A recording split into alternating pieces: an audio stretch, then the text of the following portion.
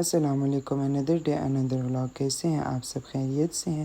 جیسے کہ آپ کو پتہ ہے کہ ایام ازاں چل رہا ہے، تو ایام ازاں میں 7 محرم کو ہم ہر سال نیاز دیتے ہیں جو کہ چکن اور روٹی ہوتی ہے. اس لیے ہم جہاں پہنچے چرکانو چوک، وہاں پہ لیا چکن، یہاں پہ کیا چکن کو وزن، اور اس کے بعد ہوئی چکن کی صفائی. چکن کو لے کے ہم پہنچے شاپ پر جنہوں نے ہماری نیاز کو بنانا تھا، اور یہ ہمارے علاقے کی بہت ہی مشہور دکان ہے، ارشد کباب ہاؤس.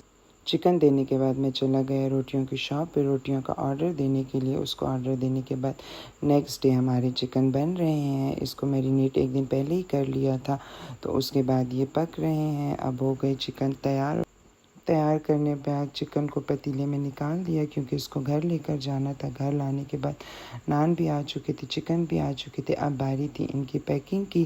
تو نیاز اور نظر کا بہت اہتمام کرنا ضروری ہوتا ہے. احترام بھی کیوں کہ جن کے ناموں سے منسلک ہے تو وہ بہت پاک ہستیاں ہیں، اسی لیے ہر ایک چیز کا خیال رکھنا چاہیے. جب ہمارے گھر کوئی مہمان آتے ہیں تو ہم ہر چیز کا بہت خاص خیال رکھتے ہیں.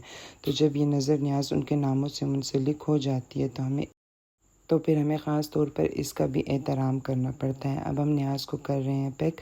ہر ایک روٹی میں ایک چکن کا پیس رکھنے کے بعد اس کو شاپر میں بند کر کے سائڈ پہ رکھیں گے. جب یہ ساری نیاز پیک ہو جائے گی پھر اس کو ہم ڈسٹریبیوٹ کریں گے سب میں، فیملی ممبرز، فرینڈس اور سب لوگوں میں. اللہ پاک ہماری اس نظر نیاز کو اپنی بارگاہ خاص میں قبول کرے اور ہر مومن مسلمان کو یہ دینے کی توفیق عطا کرے اور سب کی مشکلات کو دور کرے. نیاز پیک ہونے کے بعد میری امی نے اس پہ نظر دی، اور جس دلوں سے ہم نے اس نیاز کا اہتمام کیا، اللہ پاک ہم سب کی توفیقات میں اضافہ کرے. 72 شہدائے کربلا، 5 تن پاک 14 معصومین اور خاص طور پہ غازی عباس کی بارگاہ میں ہدیۃً تحفۃً پیش کرتے ہیں، اور اللہ پاک ہم سب کی توفیقات میں اضافہ کرے، آمین. جیسے کہ میں نے آپ کو بتایا کہ ہم 7 محرم کو غازی عباس کی نیاز دیتے ہیں ہر سال محرم الحرام میں.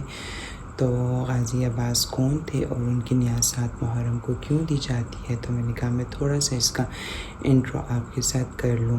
غازی عباس علمدار حضرت علی کے بیٹے اور کربلا میں فوج کے سالار تھے. امام حسن امام حسین کے بھائی تھے جو نہر فرات پہ گئے تھے، اور ان کے دونوں بازو قلم کر دیے گئے تھے.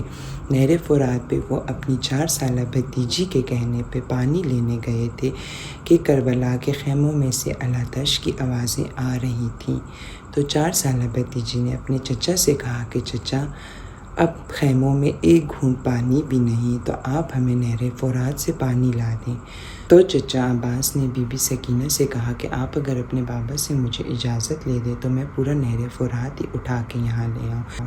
تو بی بی سکینہ نے امام حسین علیہ السلام سے اجازت طلب کی اور غازی عباس کو نہر فرات پہ جانے دیا. جب غازی عباس نہر فرات پہ گئے، مشکیزہ بھرا اور پانی لے کر جب وہ خیموں کی طرف بڑھ رہے تھے تو ظالموں نے ان کے دونوں ہاتھوں کو شہید کر کے ان کے تن سے جدا کر دیا. تو کوفیوں نے یہ سمجھا کہ یہ معاملہ یہاں پہ ختم ہو گیا، لیکن نہیں، یزید اور اس کا لشکر تا قیامت نیست و نابود ہو گیا، لیکن ہمارے انبیاء اور ان کی آل اولاد تا قیامت قائم رہیں گے اور ان کا نام رہے گا. تو 7 محرم الحرام کو غازی عباس علیہ السلام کی یاد میں علم برآمد کیے جاتے ہیں. میری ویڈیو میں نظر آ رہے ہوں گے. اس کو اس لیے نکالا جاتا ہے غازی عباس علیہ السلام کی تعظیم میں کہ ان کے ہاتھوں کو شہید کیا گیا تھا، تو یہ ہاتھ تا قیامت ہمیشہ بلند رہیں گے. وہاں پہ تو یہ شہید ہو گئے لیکن وہ زندہ ہیں، تو یہ ان کی یاد میں یہ علم برآمد کیے جاتے ہیں. 1 سال بعد ان علموں کو باندھا جاتا ہے، اور 7 محرم کی رات غازی عباس سے منسوب ہوتی ہے.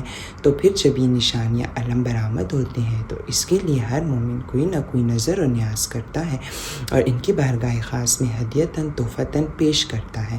تو یہ تھا شارٹ انٹرو. اگر آپ کو میری ویڈیوز پسند آئیں اور اگر آپ اس طرح کی مزید معلومات جاننا چاہتے ہیں تو مجھے سبسکرائب کیجیے گا، لائک کیجیے گا، شیئر کیجیے گا، فالو کیجیے گا، اور اپنی خاص دعاؤں میں مجھے یاد رکھیے گا. جزاک اللہ خیر.